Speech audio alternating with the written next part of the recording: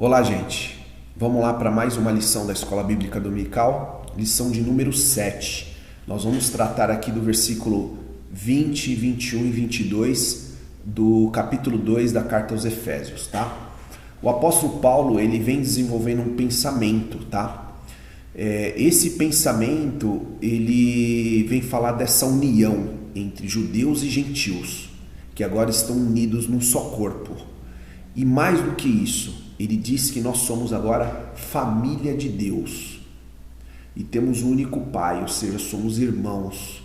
Estamos dentro de uma mesma família.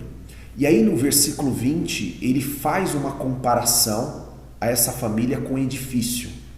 Tá falando assim, olha, esse edifício, ele está edificado sobre uma sólida base, uma base bem sólida, que são os ensinamentos dos profetas e dos apóstolos. Ele desenvolve esse raciocínio dizendo que nós somos o santuário de Deus. E esse ponto onde ele toca é um ponto muito emancipador. É um ponto muito revolucionário, né? Por que ele é emancipador? Porque ele quebra o paradigma. Porque o santuário para a religião judaica era o templo. Tá? O templo judaico. O templo judaico, houve 3 templos judaicos. Teve o templo lá que Salomão construiu, que depois ele foi destruído por Nabucodonosor. Depois tem a volta, né, dos judeus para Jerusalém depois do cativo da Babilônia, e vem um segundo templo construído por Zorobabel, onde os profetas Ageu e Zacarias cobrem esse período. E depois nós temos um terceiro templo que é construído por Herodes, e ele é ampliado provavelmente, né, a partir desse templo de Zorobabel, mas aí já é um período que está perto da era cristã. Lá no capítulo 2 do Evangelho de João, versículo 20, lá fala a respeito desse templo que Herodes construiu e que levou 46 anos para construir, ok? E aí a questão que o apóstolo Paulo coloca agora, falando que nós somos esse santuário e não mais esse templo judaico, né? Ele levanta um ponto onde nós precisamos atentar um pouco. O que esse templo judaico significava para os judeus? Ele tinha muito significado, ele tinha muita importância. Em toda a história bíblica, os judeus, eles trazem essa questão do templo em grande importância, tá? O templo ele foi construído por Salomão, mas ele foi idealizado por Davi. Mas a pergunta que eu quero colocar para vocês a respeito do templo judaico é a seguinte: esse templo judaico, ele foi construído segundo a vontade de Deus? É essa pergunta que nós precisamos responder, tá? E é óbvio que essa pergunta quem vai responder é o próprio texto bíblico, certo? Foi da vontade de Deus a construção desse templo? Era isso que Deus esperava? Como que nasceu essa ideia na mente de Davi? E aí eu vou te dar referência aqui de 1 Crônicas, capítulo 17, onde conta essa história. Davi, ele está na casa dele. Davi, ele vem de uma pobreza, ele era um pastor de ovelhas, ele era de uma família pobre. E ele vem ali, ele galgou muito poder, ele se tornou rei de Israel, né? E ele está numa casa luxuosa ali de cedros. E quando ele está ali, a Bíblia fala que ele tem paz dos seus inimigos, e ele está um dia refletindo ali na casa dele, ele para pensar e fala assim: não, espera aí, eu, como homem, habito numa casa luxuosa como essa, construída a cedros, e Deus, que ali para eles o símbolo é a Arca da Aliança, habita numa tenda. Não, isso está errado. Eu preciso construir uma casa para Deus. É desse sentimento que nasce o desejo de construir o templo. E aí eu pergunto para você, você acha que esse sentimento é um sentimento nobre? É um sentimento espiritual? É um sentimento que parte de uma revelação divina? Claro que não. Esse sentimento está calcado num sentimento de constrangimento. O Davi, ele percebe que ele, como homem, tem muita riqueza e Deus está habitando lá numa tenda, né? Então, quer dizer, a partir desse constrangimento ele teve essa ideia. O profeta Natan, que que era um conselheiro dele, e fala, não, vai lá e constrói. Mas quando o profeta chega em casa, ele recebe um puxão de orelha de Deus e fala assim, não, volta lá e fala para ele, tá? Que isso não é da minha vontade. E aí o versículo 6 fala exatamente assim, ó, em todo lugar em que andei com todo Israel, falei acaso alguma palavra com algum dos seus juízes, a quem mandei apacentar o meu povo, dizendo, por que não me edificais uma casa de cedro? Então é Deus falando agora com Davi, né? Através do profeta, falando, olha, eu procurei algum líder meu, falando assim, ó, constrói uma casa para mim. Nunca pedi isso, nunca partiu isso de mim. Então o que eu quero te fazer entender pelo texto bíblico, que o desejo de construir o templo, ele não parte de Deus para o homem, é o contrário. É o homem que quer fazer isso para Deus, mas Deus não pediu para fazer isso para ele, certo? E por que Deus não pediu para fazer isso para ele? Porque Deus, o que o Antigo Testamento revela, ele é muito superior do que 4 paredes. Ele criou todo mundo. O próprio Salmo de Davi, o Salmo 19, que é um salmo maravilhoso, fala que os céus manifestam a sua glória e o firmamento as obras da sua mão. Então tudo isso aqui é obra divina. Como que eu vou fazer esse Deus caber aqui dentro? Não tem como, tá? Então isso, como nós falamos, que a teologia ela evolui, tá? O estudo sobre Deus evolui. Então o pensamento da época era um pensamento pequeno, né? Falado assim. É um sentimento, é um pensamento do conhecimento de Deus muito pequeno, né? Sem refletir, sem parar para pensar no que está fazendo. Porque essa prática de construir templos era uma prática dos pagãos, né, que colocavam seus deuses dentro de 4 paredes. E aí Deus não aprova. Então a minha resposta, ou melhor, a resposta das Escrituras é exatamente essa. Era da vontade de Deus construir esse templo? Não, não era. Não havia nenhuma necessidade em construir esse templo.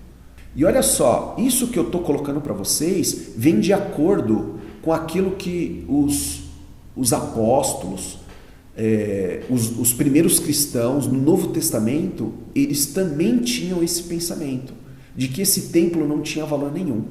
E assim, eu te convido a você ler o capítulo 6 e 7 de Atos, que é um capítulo maravilhoso, onde infelizmente ele acaba com um final trágico, matando Estevão, o primeiro mártir, né, da igreja primitiva, da primeira igreja. Ele tem uma pregação muito interessante, que depois você leia com o espírito aberto, para você perceber, né, a profundidade que aquela pregação ela tem. No finalzinho dela, no versículo 47 em diante, ele fala assim, ó, apesar disso, foi Salomão quem lhe construiu a casa, falando do templo, lá para o Sinédrio. Todavia o Altíssimo não habita em casas feitas por mãos humanas, como revela o profeta. Aí ele vai citar a profecia de Isaías 66:1, versículo 1. O céu é o meu trono e a terra o estrado dos meus pés. Que espécie de casa podereis me construir, diz o Senhor? Ou ainda, onde seria o lugar do meu repouso? O Estevão, ele coloca isso para os judeus, fala, olha, isso aí não tem nenhum valor divino, isso não partiu do coração de Deus. Sabe por quê? Porque Deus não habita por templos feitos por mão de homens. Isso foi tão impactante que o apóstolo Paulo, que ainda não é convertido, ele está aqui presente, essa palavra vai falar com ele, vai gravar no coração dele. Tanto é que lá no capítulo 17, né, quando ele está lá em Atenas, na Grécia, que ele vê lá um altar para vários deuses, o apóstolo Paulo ali, ele dá uma palavra falando assim, olha, o Deus que fez os céus e a terra, ele não habita em templos feitos por mãos de homens. Olha só, ele está fazendo menção da mesma palavra que Estevão fez. Então, essa era a mentalidade dos primeiros cristãos. Eles entenderam que aquele templo não tinha significado nenhum, porque Deus era muito maior do que isso. E agora, em Efésios, o apóstolo Paulo desenvolve mais uma vez essa doutrina, que não é a única vez que desenvolve, falando que nós somos edifícios, ou seja, nós somos santuários de Deus, nós somos habitação de Deus, é em nós que Deus habita. e ele faz esse contraponto com o templo. Então eles tinham muita valorização. Nesse período aí, né, do templo, como já foi falado, o templo ele era dividido em átrios. Isso demonstra muito da religiosidade judaica. Tá? Você tinha lá a parte dos sacerdotes, você tinha o átrio, né, dos sacerdotes, você tinha lá o lugar santo, onde os judeus homens habitavam, as mulheres não poderiam estar ali. Isso mostra a distinção que eles faziam entre homem e mulher. A mulher era vista como um ser de segunda categoria, e as mulheres ficavam num outro átrio, fora desse lugar sagrado aí. E aí havia um muro passando, dividindo, e os gentios, os não-judeus que queriam participar desse templo, eles ficavam desse lado oposto, né? Eles não poderiam entrar ali, né? Tanto é que se eles passassem esse muro que dividia, que era um muro de 7,5 metros, né? Eles poderiam ser até penalizados com a morte, né? Então é por isso que eu digo que o evangelho, ele é emancipador. O evangelho, ele vem quebrar com tudo isso e falar, não, nós hoje, tanto gentios como judeus, como incircuncisos, circuncisos, quanto macho e fêmea, todos somos um só em Cristo. Nós somos a família de Deus. Individualmente falando, nós somos templos de Deus. Ele habita em nós. Então isso é muito reformador, isso é muito revolucionário, isso é muito emancipador. O apóstolo Paulo está demonstrando isso para os judeus, colocando cada coisa no seu devido lugar. E esse edifício ele tem um fundamento. Qual é esse fundamento? O ensinamento dos apóstolos e o ensinamento dos profetas. Que profetas são esses? Os profetas do Antigo Testamento. E os apóstolos são esses apóstolos do Novo Testamento. Então, esse edifício tem essa base. Mas o apóstolo Paulo acrescenta mais uma coisa. Olha, sobre esses ensinamentos, a pedra angular é Cristo. O que significa uma pedra angular? Numa construção, a pedra angular é a pedra de esquina. Então ela era aquela pedra de esquina onde as outras pedras iriam construindo o edifício. Se você retirasse ela, você não tinha como sustentar esse edifício. Porém, ela era mais uma parte da construção. Ela não era a parte principal, mas ela era uma parte muito importante. E é isso que o apóstolo Paulo está querendo dizer. Olha, os apóstolos e os profetas, sem a pedra angular que é Cristo, eles não têm valia nenhuma. Porém, ao contrário, a verdade é a mesma. Sem os apóstolos e sem os profetas, a pedra angular também não consegue construir nada. Então é um conjunto. É isso que o apóstolo Paulo está querendo ensinar para nós. Cristo une os profetas com os apóstolos, tá? E aí você vai vendo o Novo Testamento desenvolvendo esse ensinamento, falando que os primeiros cristãos, lá em Atos 2, né, Lucas escreve lá falando, olha, eles estavam perseverando na doutrina dos apóstolos.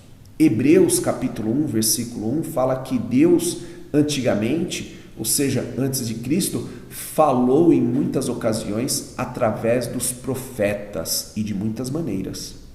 E o apóstolo Pedro, no Novo Testamento, também vai falar para nós atentarmos para as palavras dos profetas, né, lá na sua carta, no capítulo 3, versículo 2 da sua segunda carta.